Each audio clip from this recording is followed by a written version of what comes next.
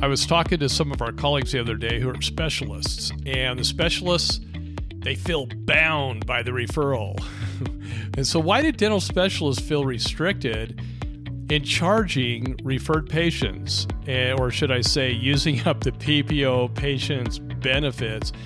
Why is that such a heartburn for us GPs when we refer to them? We begin our podcast right there. Welcome, all of you fantastic dental podcast listeners, to the My Practice, My Business Dental Podcast Show, where we help dentists profit and thrive with excerpts from the clinical business of dentistry training here at My Practice, My Business. We'll be addressing and answering questions with current trends dentists and their teams face each and every day in their pursuit of this wonderful career we call dentistry. And now the host of our show, the clinical director and president at My Practice, My Business, Dr. Rob Thorup. Welcome, everybody, back to the My Practice, My Business podcast, the show where we pull back the curtain on the realities of dentistry. I'm your host, Dr. Rob Thorup, and today we're driving into a topic that's whispered about in break rooms, front desks, office managers, dentists, and dental meetings everywhere, but rarely discussed openly. Why dental specialists often feel financially restricted when charging patients referred by general dentists for the services they provide. If you've ever wondered why your dental specialist friends seem hesitant to bill additional fees for value-added services or their full fee, or why your dental specialist family member says they have to, quote, keep their fees within the referring dentist range, end of quote, well, you're about to find out. That's our topic today, and I'm joined here with my sweetheart, Tracy Thorup. Hi there. Because this is one. What's really funny, Trace, is I put a phone call out to 7 specialists to talk about this, and they're like, "Oh no, I don't feel comfortable talking about that because you got a lot of GPs that listen and they might recognize my voice." And I said, "Okay, not a problem. I'm going to speak on your behalf. Is that okay?" "Oh yeah, please help them understand. Please tell them, So let's talk about the nature of the referral relationship first. And let's start with how the dental referral ecosystem works, which I know you guys all know, but I want to talk about it openly. So general dentists are often the gatekeepers of patients' dental journey. Well, or should I say the office manager is a gatekeeper? It might be. If you office managers are listening out there, we do tend to do that, don't we? Come on now. Yeah.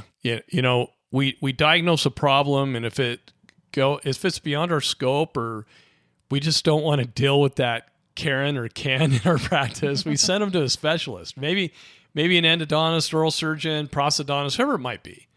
But here's the catch. That referral isn't just about patient care. It's also about professional relationships that we have with the specialists.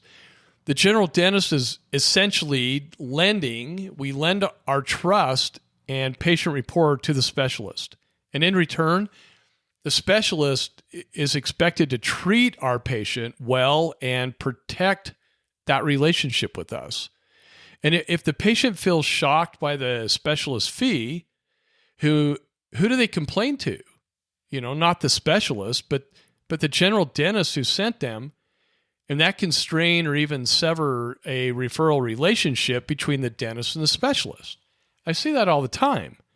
And having said that, how many patients actually complain about the fees they incur at a specialist office? In my experience, very, very few.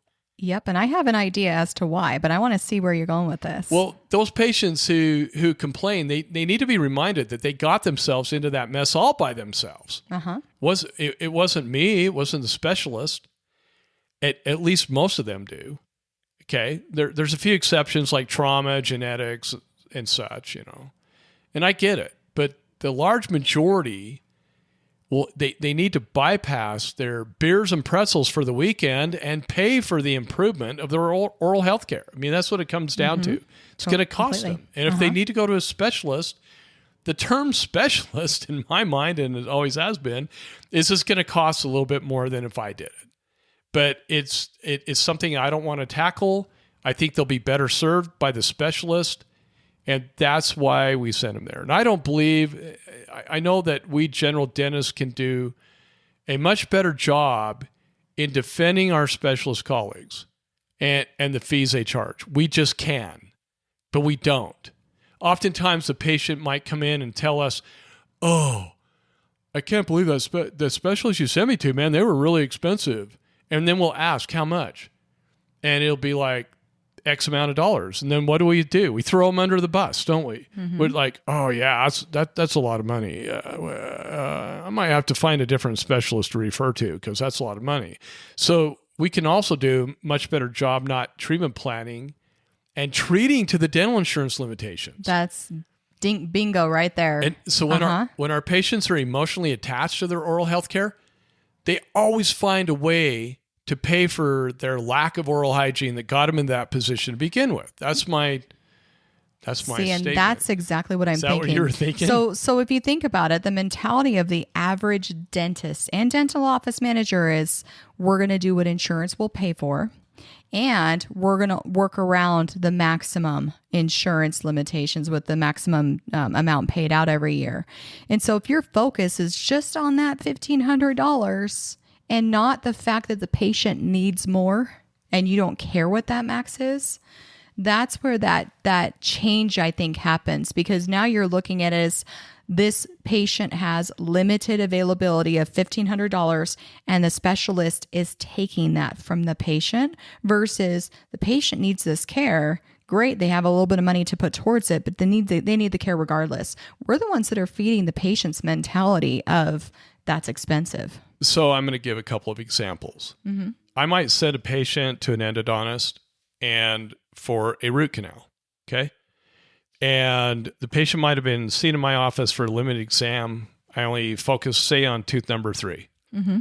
And the patient goes into the endodontist and says, "Gal, my tooth number 14," of course, I don't know what tooth number it is, but I'm just saying, my upper left is also kind of hurting. Doc, can you take a picture of that? So the endodontist takes a picture of 14. What do they see? Bombed out decay in that tooth, or chamber constriction, canal constriction, necrotic conditions. That's why the patient has a dull ache. And that side's bothering him. We, GPs, sometimes don't listen to the patient, where 50% of all diagnosis comes from. We just get myopic and look at one spot, send them off. I know there's some of you out there like, that never happens to me, Rob. I am absolutely perfect in all my communication with my patient and diagnosing. Okay, more power to you. All right, so I'll speak for the rest of us. We may be problem focused, not looking somewhere else. So the endodontist sees a root canal needs to be done on 3, a root canal 14. And 14. Mm-hmm. Boom. Max is gone. Mm-hmm. And then they come back to me and they need 2 crowns. And that's where we need to stop and not be angry at the endodontist. God, no, I'm grateful that the endodontist. I am so glad that they did grateful that. he or she picked up on that. And thanks for covering my rear on that too, endodontist. And am I angry at them for being paid fairly for their services? Or am I looking at them saying, well, I'm not getting paid very much, so you shouldn't either? It's really a weird mentality. Yeah. I don't know. The weirdness continues. Yeah. So, GPs, stop blaming the specialist for the reason a patient does not complete other needed treatment.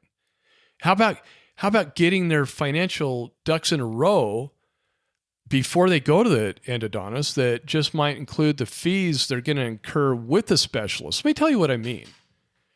Whenever I don't place in dental implants anymore. I just don't. I don't have enough of them, each and every month to where I feel comfortable placing them all the time, like, crowns, root canals, periodontal therapy. Yeah, we get a lot of that and we treat that here. That's what we do well. I don't think I could place an implant well anymore. We just don't have we have a cottage practice. We just don't see them that much. We have a super healthy patient base. So when I treatment plan a patient with an implant, so let's just say tooth number 3 or 4 needs to come out, and I give them the choice. Our medical malpractice insurance carrier says, give the patient the choice between an implant and a 3-unit bridge. And we all know that there's studies out there showing 3-unit bridges are outlasting dental implants 2-to-1 from second bicuspid forward. That's in the research. It's out there. You can look it up. Having said that, I hate cutting on a virgin tooth, so I typically I want an implant in there, but I do give the patient the options and the pros and cons. And many times the patients will choose the 3-unit bridge because It's instant gratification with CEREC. I can extract it, bone-og it, scan it, make the bridge, and collagen membrane suture it, and get that bridge down, and the results are phenomenal continuously. But what if they choose the implant? What do? I treatment plan. The specialists that I use, I know what their fees are. And so I treatment plan the entire ordeal from the extraction, bone-og, placement of the implant, attachment, crown, and all the other things, all anesthetic, all the other codes that we teach and train on, and it's X amount of dollars. So the patient knows up front what the total cost is going to be.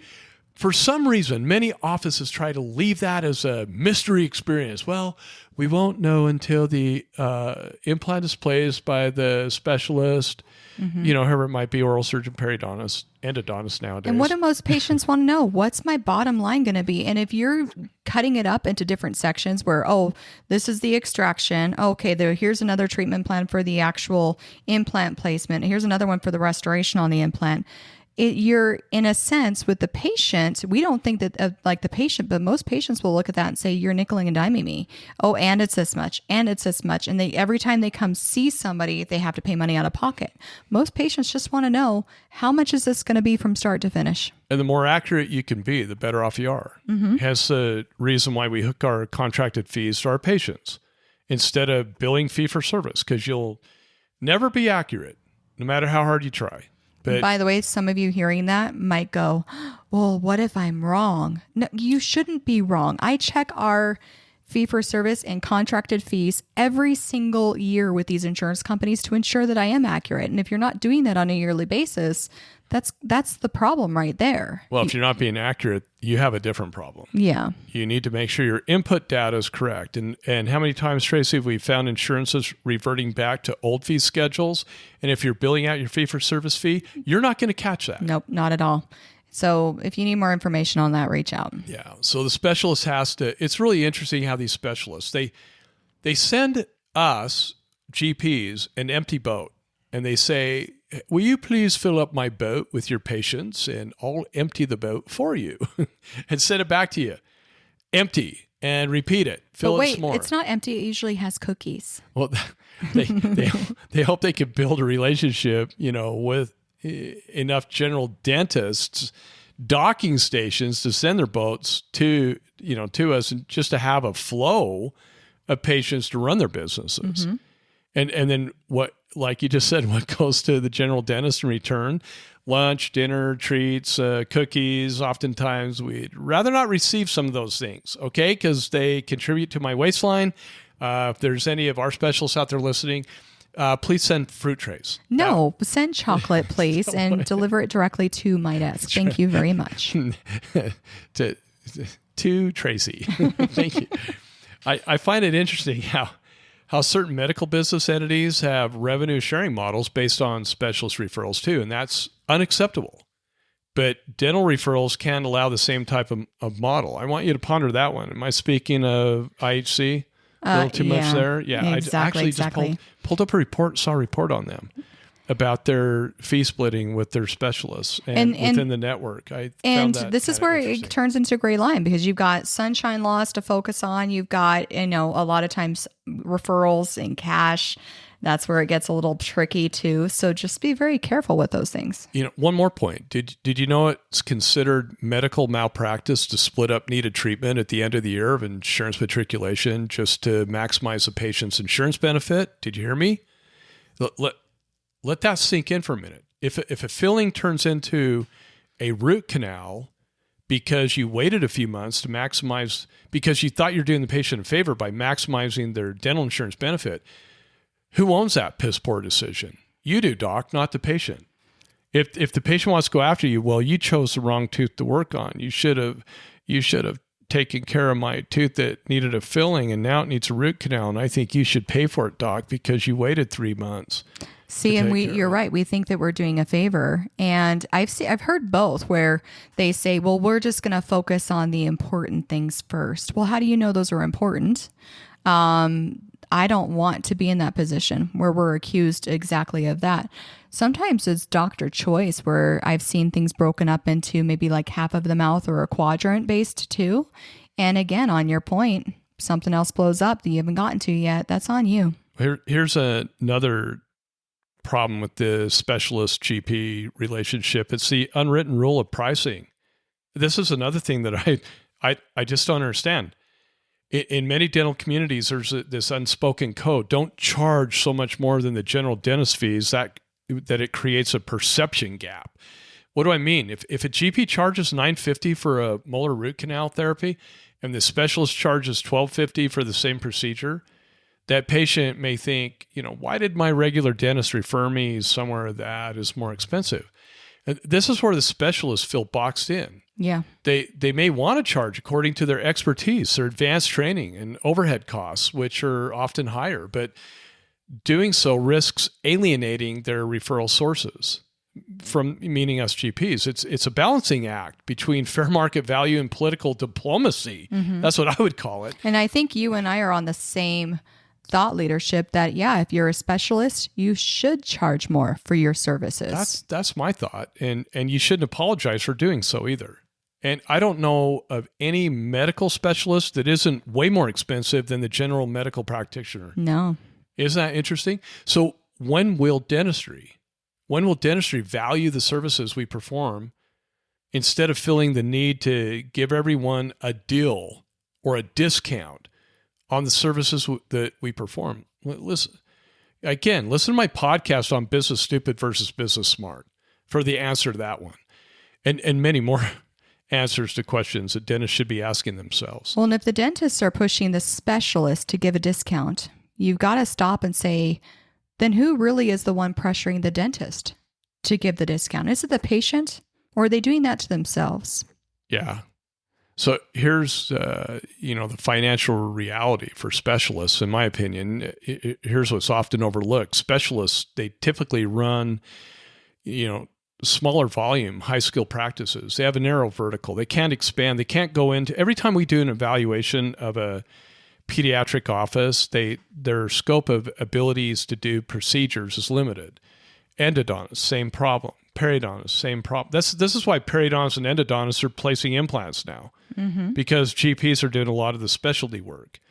And these specialists, they invest heavily in advanced equipment, microscopes, lasers, custom implant planning software I've seen that costs a lot of money, and other fun dental toys that a lot of GPs will invest in too, but their procedures may be technically demanding or time consuming. They carry also more liability, which is another problem. I literally saw an endodontist with one of our patients take 2 full appointments to complete the root canal because it was a rough one. And I'm like, well, why didn't you? And he spent like 4 hours chasing canals, not giving up. Well, I just would have said, you're done. We're going to seal and fill and cross our fingers and click our heels together when they're that necrosed. And if you're spending that much more time and energy and money to be specialized, you're investing more in supplies, taking more time in some areas, then by market logic, your fees should be higher. But when the referrals are the lifeblood of their patient flow, there's pressure. They have to align that pricing closer to the GPs to avoid that friction. Because there is friction. I've seen this. I've seen this argument throughout all these years. And heaven forbid they offer value-added services that might cause the GP's patient to pay more out of pocket for said services, right? Let alone, cause dental insurance benefits to be used up. And then all of a sudden the GP hates the specialist because that happened. And in some cases, specialists even offer courtesy discounts to referred patients to maintain that goodwill. Do free work. I've seen that one too. And they absorb that cost themselves all the time, right? That's correct. We see it all the time. You're right. The dental politics that nobody wants to talk about, let's be honest, the dental community can be politically tight-knit. And this is another issue. And I'm going to give an example of two different things. One, there's an endodontist out in the southwestern part of the Salt Lake Valley, and he just ripped on GPs all the time. GPs should never be doing root canals. Only specialists can do that. And his well of GP patients referring to him... they're dried. Yeah, dried up. Mm-hmm. And he's a hiss and a byword. I don't even know if he's practicing still, but it'd be interesting to see. Well, that whole saying, don't bite the hand that feeds you. Exactly. Unfortunately. Exactly. True in this. I love the, like there's an endodontist who's a mentor of mine and actually helped GPs do better root canals. He's like, well, they're going to do root canals anyway, so why don't I help them and teach them? And I've had a couple of endodontists that have been mentors of mine, and I love them for doing that. Oral surgeons, that have helped. Look, if you want to take out some teeth or do this procedure, let me show you how. Let me show you, what to look at.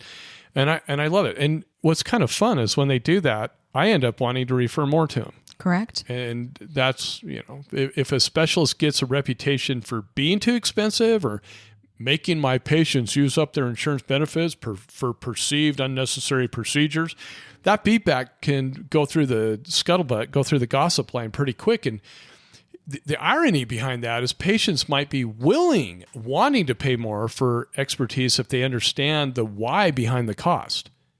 I mean, and most patients understand that. They're going to a specialist, and medical specialists cost more.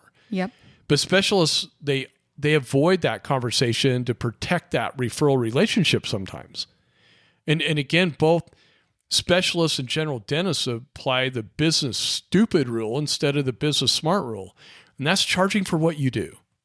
It's like being in a band where, I remember playing in a band where we had a lead guitarist did killer solos, but they were, it's like the lead singer, can you keep your volume down? I can't hear myself sing, and it makes me look bad if your solo's louder than my off-pitch voice. I probably shouldn't say that because somebody might pick up on that if they're listening at all, who our lead singer was at that time. But anyway, it sometimes they just sing flat. It happens. But, is there a way out, specialists? Yeah, there is. Some things I see specialists doing that are good and some things not so good. But educating patients directly about the value of what you do as a specialist, that should be number one. And I think that should be reciprocal. I'm thinking of a situation where, a patient comes back and says, man, that specialist was expensive. Yeah, because they are amazing, right? And so supporting that. But on top of it, I can remember a situation where a patient came back. We had sent them out for a root canal. And instead of telling the patient that they needed to replace that crown, what did they tell that patient? Oh my gosh, you endodontists out there. Stop it. If you keep doing that crap, you're going to really, really... When you tell a patient, just do a little filling in there. You don't need a crown. I am so good at going through these all porcelain crowns that they never crack, and you just need to go back for a filling. Okay, let me educate you specialists on this one little side note. There's a lot of research as to why root canals fail. It's called the top-down, bottom-up. And it has everything to do with bacteria breaking down the bonding adhesive and working their way into the chamber and going down to the end of the root.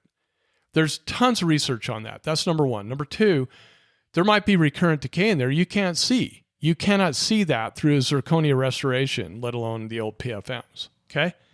And I've got pictures and documents on that we use in training. So let me make that decision whether a new crown needs to be placed on or not. Okay, not you. Stop trying to save the patient money. And that's exactly what you're doing. And that shiz needs to be stopped. That's why I loved that. It's got to be reciprocal. We need to support our specialists, but they need to support us in return. Yep. So we want the best oral health care outcome for our patients. So that's one thing about education. And then you guys, sometimes you're building your own patient base through marketing, and we see that. And that reduces the dependence on the GP referral. We understand that. And, orthodontists do it all the time. Pediatric offices do it all the time. But, maybe you want to be doing both. And standardizing fees regionally through through professional networks. Instead of valuing your own capabilities and setting fees based on market share, maybe you ought to set it on your abilities, which are fantastic. That's why you all went to school many more years than I did. And collaborating transparently with me as a referring dentist, and make sure that we align ourselves on patient expectations, and especially the GP's expectations of overall patient care.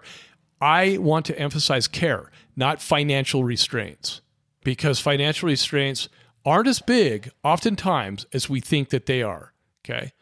It's not easy, but those who do it successfully all the time often feel freer to set fees that match their expertise and not my fees, your fees. And it doesn't damage a relationship at all. So the next time you see your oral surgeon or periodontist hesitating before quoting a price, docs, know that they may be navigating more than just the economics of dentistry. They're balancing an entire web of professional trust and patient perception and market politics is what I like to call it.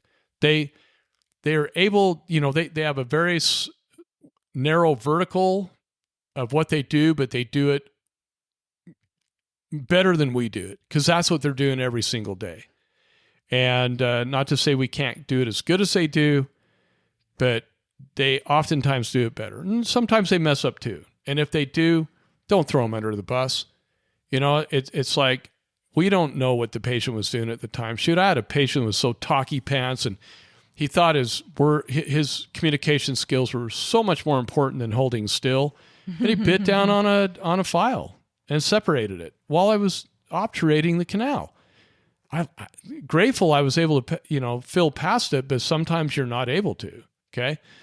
So you don't know what's going through everybody's mind, and you don't know what it costs to run their practice per hour. And you should know what it costs to run your practice per hour. And that's where fees should be set at, with a minimum 30% corporate profit margin. So that's it for today's episode. Do you have anything? I'm just having fun. This is great. And specialists, we love you. We appreciate all that you do. And the goal really is, again, to realize that each specialist and the GPs have their own thing that they can contribute to the patient, regardless of insurance maximums. We need to just make sure that we keep that respect level and right up there. Yeah. And stop worrying about them spending the insurance benefits for the year. That's on the patient. And it's been my experience that most patients can give up their beer and pretzels for a couple weekends and can pay for their dental care. So if you've found this discussion illuminating, share it with your dental friends, and maybe share it with a specialist. Definitely share it with your team. Stop beating up specialists. Until next time, keep smiling and keep questioning, what's real and what's propagated crap out there. But let's support our specialists and help them out, and because they bail us out many, many times too. Thanks for listening. Hope you all have a great day. Thank you for being with us today. Since 2006, My Practice, My Business has been teaching dentists and their teams business skills, dental insurance contractual protocols, and state laws governing how to profitably bill patients fairly for the need-based services they provide. What's more, we guarantee our training, unlike other dental consulting companies in the industry. Simply stated, if you don't increase your net revenue, we don't get paid. We call it dental consulting the way it should be. We believe there has never been a more important time than now for dentists to experience and implement our key methods, knowledge, and business training within their dental practices. To learn more about our guaranteed, no-risk clinical business of dentistry training that is changing dental practices for the better, just go to our website, mypracticemybusiness.com, and surf our pages for additional information about our company and the services we provide. When you're ready, give us a call and get scheduled for the most profitable dental business training that you will ever experience. If you enjoyed our podcast, please leave us a 5-star review. If you have any questions, please don't hesitate to call us. Thank you again and have a fantastic day.